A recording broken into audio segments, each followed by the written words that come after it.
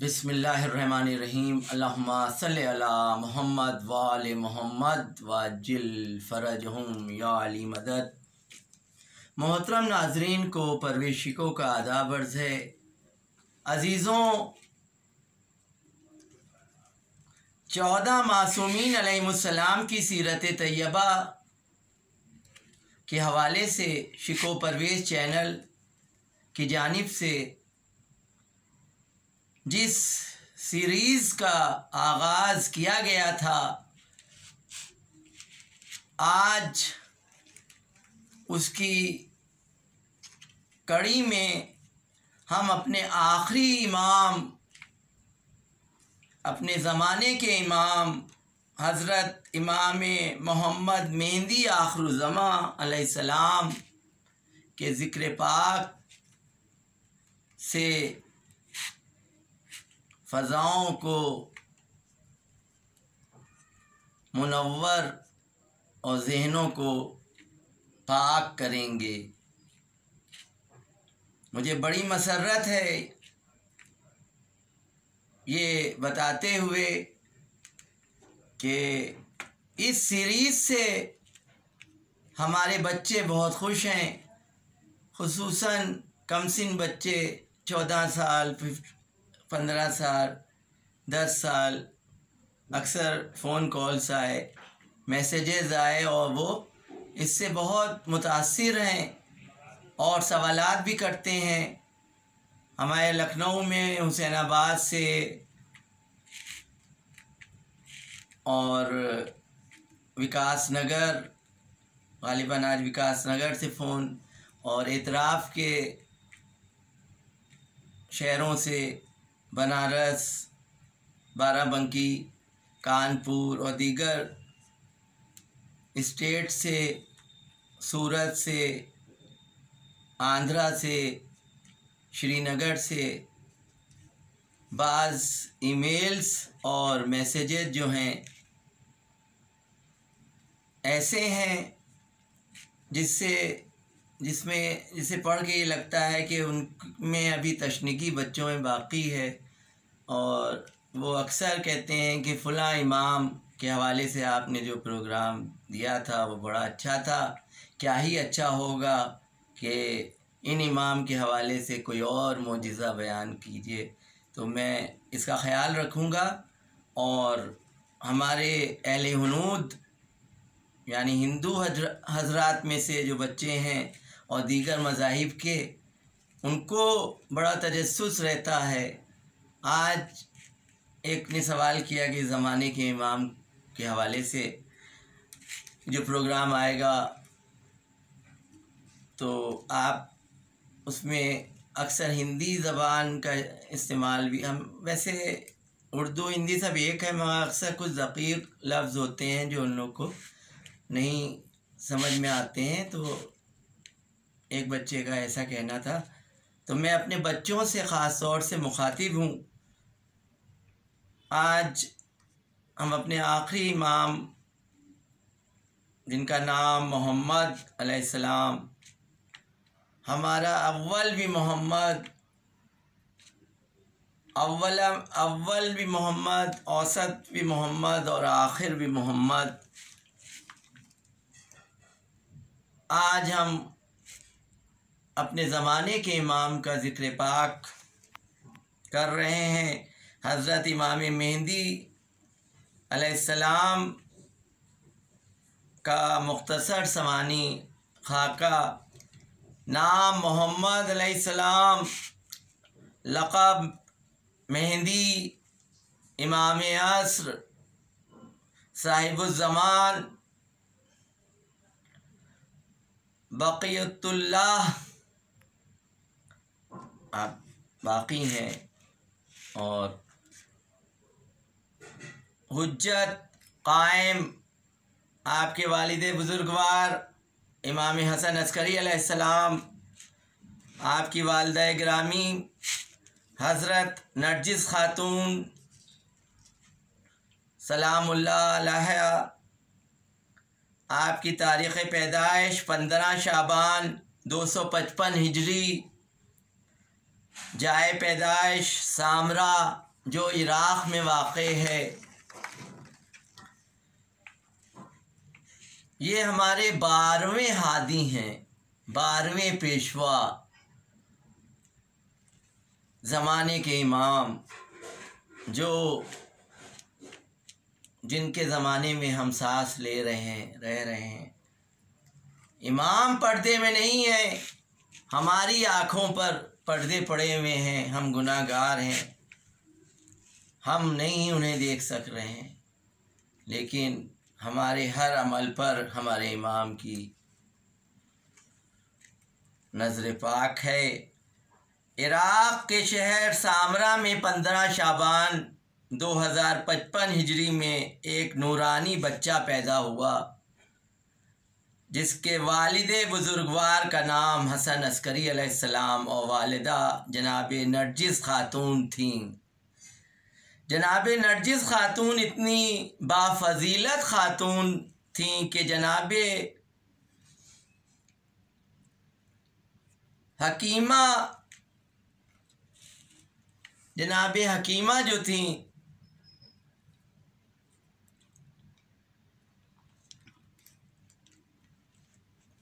जनाब हकीमा जैसी खातून जो ख़ुद इमाम अली नक़ी अलैहिस्सलाम की बहन और ख़ानदान इमामत की बुलंद मर्तबा खातून हैं, जनाब नरजिस खातून को अपने ख़ानदान की अज़ीम और बुज़ुर्ग खातून से याद करती। वसी हज़रत ईसा जनाब शमून की नवासी नरजिस खातून,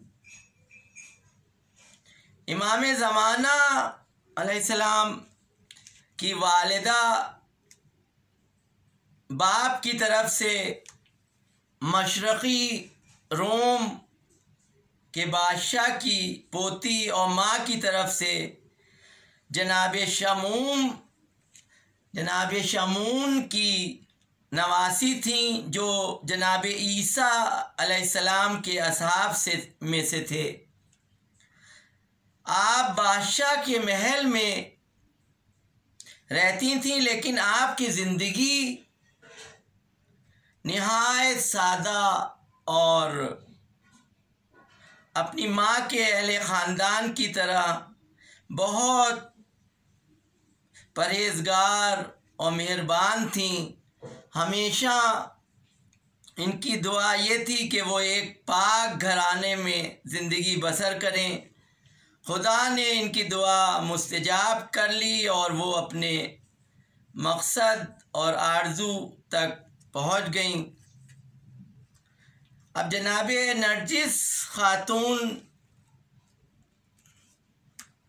सलामुल्लाह अलैहा के बारे में बच्चों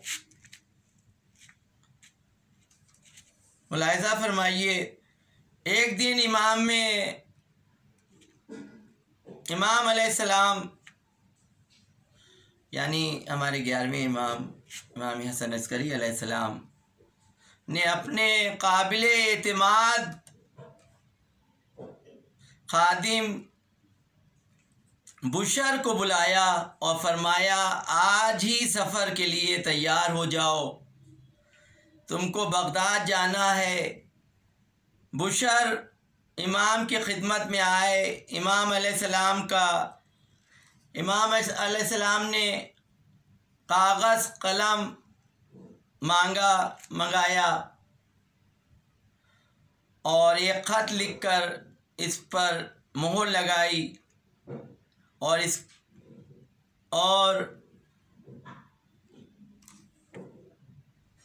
सिक्कों से भरी हुई एक थैली के साथ वो ख़त बुशर को दिया और फरमाया, इस ख़त और थैली को लेकर बगदाद जाओ। 3 दिन बाद सुबह सवेरे दजला के किनारे जाना, वहाँ पुल के पास एक कश्ती खड़ी होगी। कश्ती में कुछ जंगी असीर, असीर यानी कैदी होंगे जिन्हें रोम से लाया गया होगा। कैदियों का मालिक एक एक को कश्ती से उतारेगा और इन्हें बेच रहा होगा। फिर एक लड़की की बारी आएगी, वो हरीर का लिबास पहने होगी और अपने चेहरा को छुपाए होगी। ना वो किसी को देखेगी और ना किसी को अपना चेहरा देखने की इजाज़त देगी, इसलिए उसे कोई नहीं ख़रीदेगा। उस वक्त तुम इसके पास जाना और ये ख़त इसे देना और कहना कि इसको पढ़ ले। बुशर ने इमाम अलैहिस्सलाम के फरमान के मुताबिक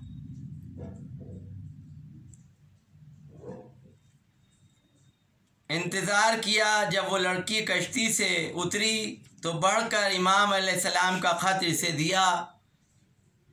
लड़की ने ख़त लेकर पढ़ा तो रोने लगी और फिर कश्ती के मालिक से कहा, मुझे इस ख़त लाने वाले के हाथ बेच दो, और अगर ऐसा नहीं करोगे तो मैं खुश नहीं रहूँगी। इसने लड़की को बुशर के हवाले कर दिया। बुशर इसे लेकर सामरा की तरफ रवाना हो गया। बुशर ने देखा कि लड़की इमाम के ख़त को कभी पढ़ती है, कभी आँखों से लगाती है। ये देखकर बुशर को ताज्जुब हुआ और पूछा, ए बीबी, आपने मेरे मौला को देखा भी नहीं और इन्हें पहचानती भी नहीं है। मैं तो किस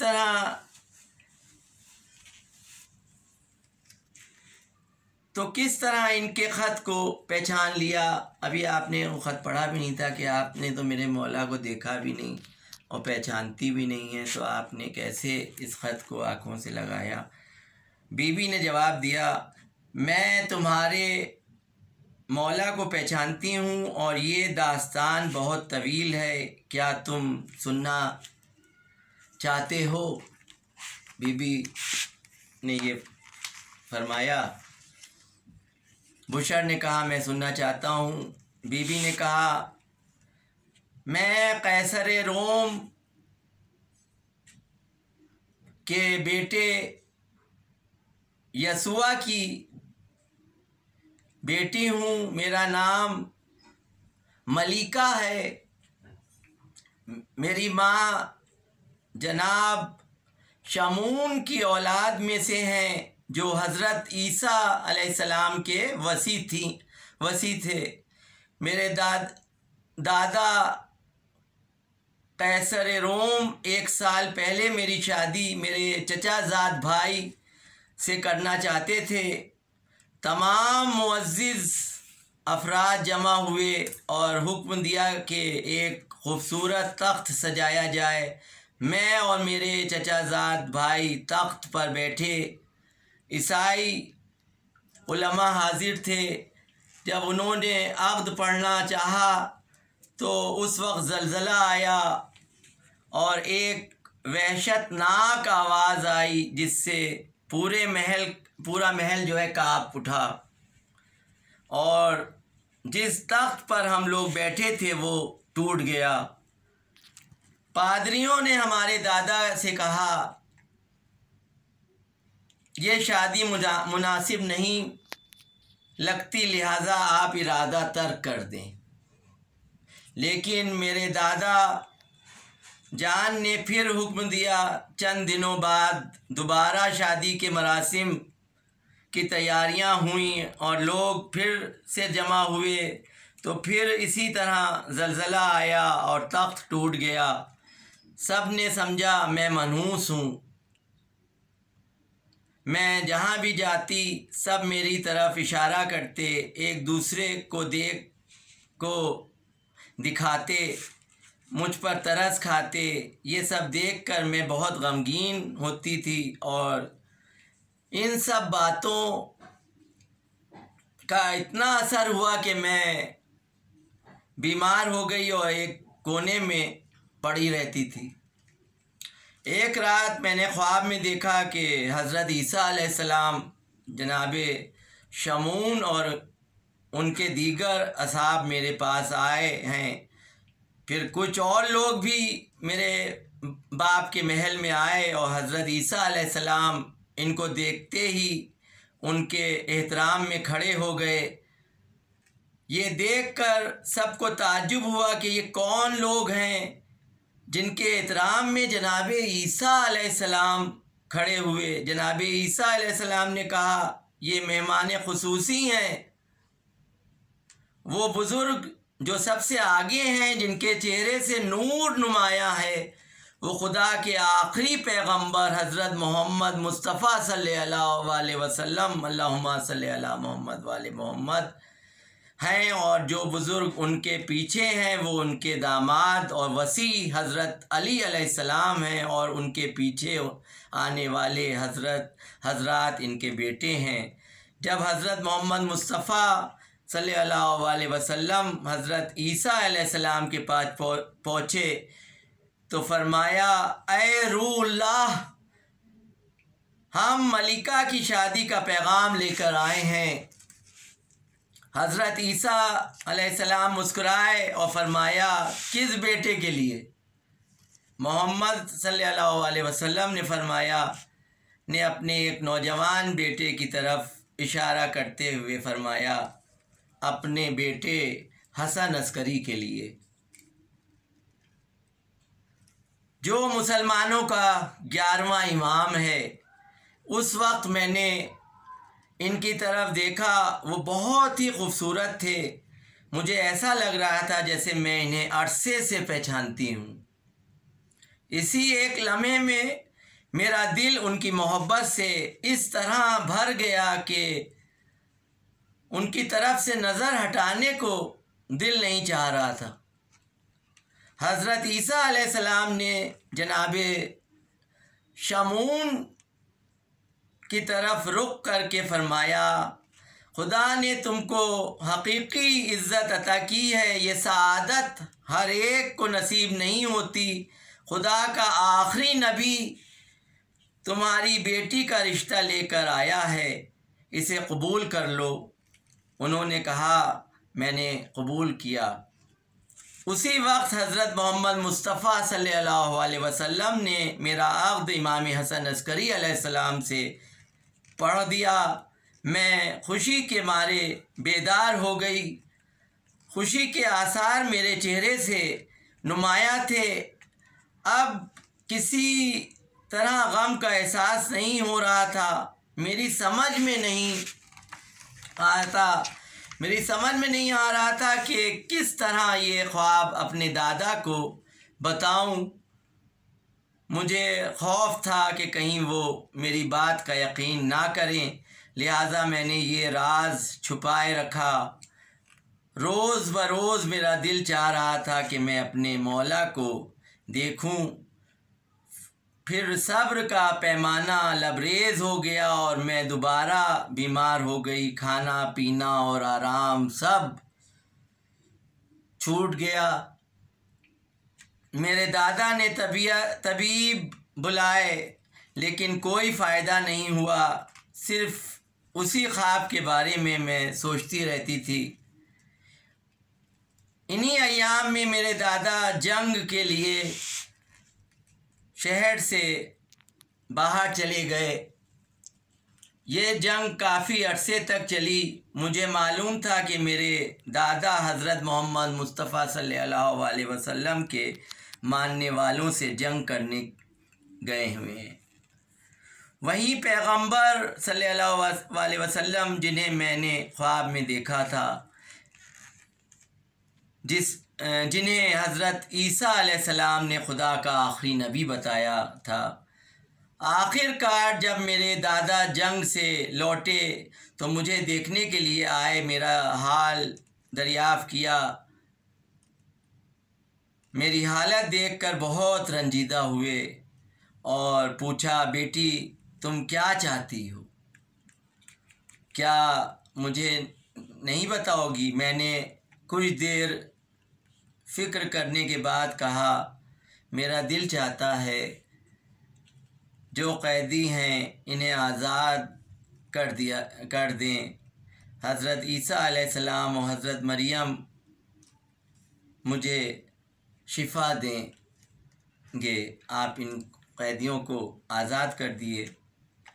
मेरे दादा ने कहा, ठीक है, मैं हुक्म देता हूँ कि इन सब को आज़ाद कर दिया जाए। उसी दिन कैदियों की रिहाई का हुक्म दे दिया गया। दूसरे दिन मेरी तबीयत बहाल हो गई। इस वाक़ये को एक अरसा गुज़र गया। एक शब फिर आलम ख्वाब में देखा, मेरे दादा का महल नूर से भरा है। अचानक मेरी इबादतगाह की मेहराब का दरवाज़ा खुला और जनाब मरियम वहाँ से बाहर आईं और मेरे पास आईं, मुझे गले लगाया, फिर फूलों का ताज मेरे सर पर रखकर मुझे अपने साथ एक बड़े हॉल में ले गईं। वहाँ एक नूरानी खातून बैठी हुई थीं। जनाब मरियम ने जैसे ही इन्हें देखा इनकी तरफ गईं, इनसे गले मिलकर इनके चेहरे का बोसा लिया। फिर मुझसे कहा, अय मलिका, ये शहज़ादी फ़ातिमा हैं, आखिरी नबी की बेटी और तुम्हारे शौहर की माँ। मैंने खुशी से आपका दामन पकड़ लिया और शिकवा किया।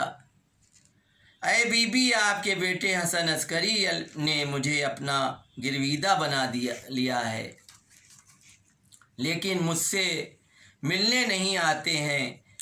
मैं इनकी जुदाई में बीमार हो गई हूँ। हज़रत फ़ातिमा ज़हरा सलामुल्लाह अलैहा ने फरमाया, मेरे सर पर आप कहती हैं कि हाथ फेरा और फरमाया और देखने लगीं, आपको देखकर कहने लगीं,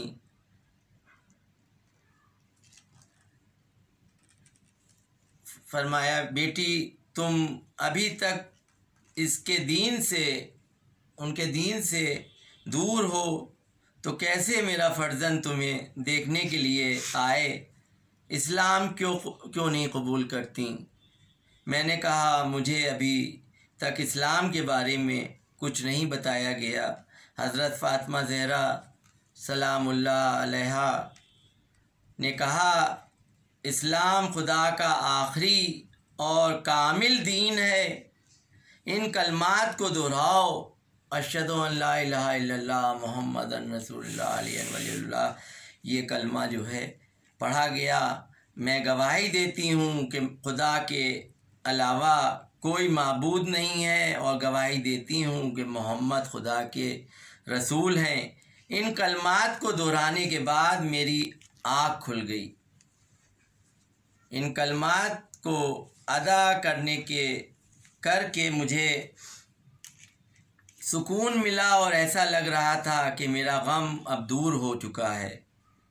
फिर मेरी आँख लग गई तो क्या देखा कि इमाम हसन अस्करी अलैहिस्सलाम, अल्लाहुम्मा सल्ली अला मुहम्मदिन व आले मुहम्मद, मेरे सामने खड़े हैं और मेहरबानी से और आपने फरमाया कि आज के बाद हर शब मुझे ख्वाब में देखोगी।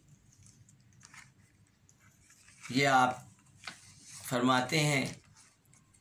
मैंने ताज्जुब से कहा, सिर्फ़ ख्वाब में? इमाम ने फरमाया, थोड़ा सब्र करो, मैं तुम्हें बाद में बताऊंगा क्या करो। इसके बाद अक्सर मैं इनको ख्वाब में देखती रही। आप फरमाती हैं, एक रात आप मेरे ख्वाब में आए और फरमाया, अय मलिका, अनकरीब मुसलमानों और रोमियों के दरमियान जंग होने वाली है। तुम्हारे दादा लश्कर के साथ शहर के बाहर जाएंगे। तुम कनीज़ों का लिबास पहनकर उन लोगों के साथ चली जाना। इस जंग में मुसलमानों को फतह मिलेगी और बहुत से रोमी मर्द और औरतें असीर किए जाएंगे। तुम मुसलमानों की कैदी बन जाना। इस तरह मेरे पास आ जाओगी। मैं ख्वाब में जाग उठी और अपने मौला की बातों को सोचने लगी। फिर जिस तरह मेरे मौला ने कहा था, सब लोग जंग के लिए शहर से बाहर जाने लगे। मैंने भी कनीज़ों का लिबास पहना और उनके साथ बाहर आई। उस जंग में हम असीर हुए और अब तुम्हारे साथ सामरा जा रहे हैं। आपने फरमाया, जो ख़त लेके गए थे उनसे फरमाया कि अब मैं तुम्हारे साथ जा रही हूँ। इमाम हसन अस्करी अलैहिस्सलाम के घर की कड़ी निगरानी की गई। अब्बासी खलीफा मोतमिद इमाम हसन अस्करी अलैहिस्सलाम के घर पर कड़ी निगरानी रखता था। इसीलिए इमाम हसन अस्करी अलैहिस्सलाम ने इमाम मेहदी अलैहिस्सलाम की विलादत को लोगों से छुपा रखा था, लेकिन आपने अपने कुछ ख़ास असहाब को अपने उस बेटे को दिखाया और उन्हें इजाज़त दी कि ख़ास चाहने वालों को इमाम मेहदी अलैहिस्सलाम की विलादत की खबर करें। इमाम ज़माना जब गहवारे में थे, हमारे ज़माने के इमाम अबू नस्र इमाम हसन अस्करी अलैहिस्सलाम का खादिम कहता है, फरमाते हैं, जब इमाम ज़माना झूले में थे तो मैं आपकी खिदमत में हाजिर हुआ। उन्होंने मुझसे कहा, मेरे लिए लाल संदल लेकर आओ। मैं दौड़ा हुआ गया और वो संदल पेश किया। फिर आपने मुझसे कहा, क्या तुम मुझे पहचानते हो? मैंने कहा, मेरे मौला, आप मेरे मौला हैं और मेरे मौला के फ़र्जंद हैं। फरमाया, मैंने तुमसे ये नहीं पूछा। मैंने अर्ज़ की, तो फिर आप ही बताइए। फरमाया, मैं ख़ातिमुल औसिया यानी तमाम वसियों के सिलसिले को ख़त्म करने वाला हूँ और खुदा वंदे आलम मेरे ज़रिए मेरे अहले खाना और मेरे चाहने वालों से बला और मुसीबत को दूर करने वाला है। अब इसी वक्त ये बला है अज़ीज़ों आलमी महबत। हमें कोई ऐसी खौफज़दा होने की ज़रूरत नहीं है, क्योंकि हमारे ज़माने का इमाम जो हैं उन्होंने ये आपने अभी मुलाहिज़ा फरमाया। तो हमें बड़ा मुतमईन रहना चाहिए कि हमारे ज़माने के इमाम जो हैं हमारे दरमियान हैं। तो हमें चाहे कोई भी आलमी वबा हो या जो हो, इमाम ने कहा है कि हमें हमारे अक़ीदा और हमारी हर चीज़ नीयत पर मुनहसर है। अज़ीज़ों, अगर नमाज भी 2 रकत है तो अगर नीयत नहीं है उस परवरदिगार और उस माबूद की तरफ, तो न टक्करें तो हो सकती हैं, नमाज नहीं हो सकती है। उसी तरह मुस्तहकम हमें पूरी नीयत, हमारे अक़ीदे में ज़ौफ़ नहीं होना चाहिए। ये हो कि हमारे ज़माने के इमाम हैं, वो हमारी मदद करेंगे। तो इमाम ने ये चीज़ फरमाई भी है।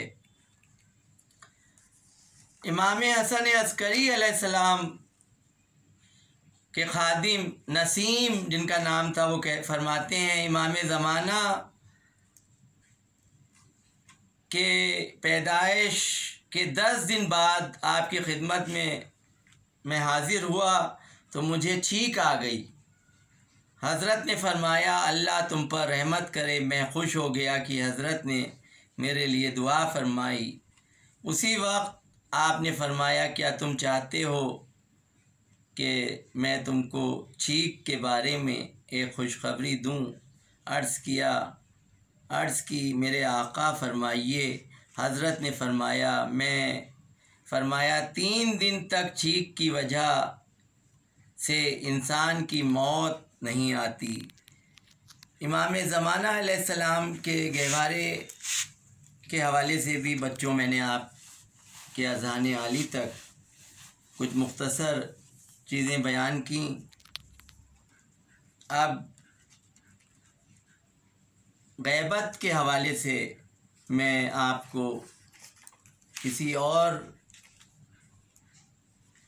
मौके पर बयान करूँगा और मैं उम्मीद करता हूँ कि इंशाअल्लाह आप इससे मुस्तफ़ीद होंगे। जितने आपने जो ज़िक्र पाक सुना आपके वालिद माजिद इमाम हसन अस्करी अलैहिस्सलाम और वालिदा माजिदा नरजिस खातून सलामुल्लाह अलैहा के बारे में,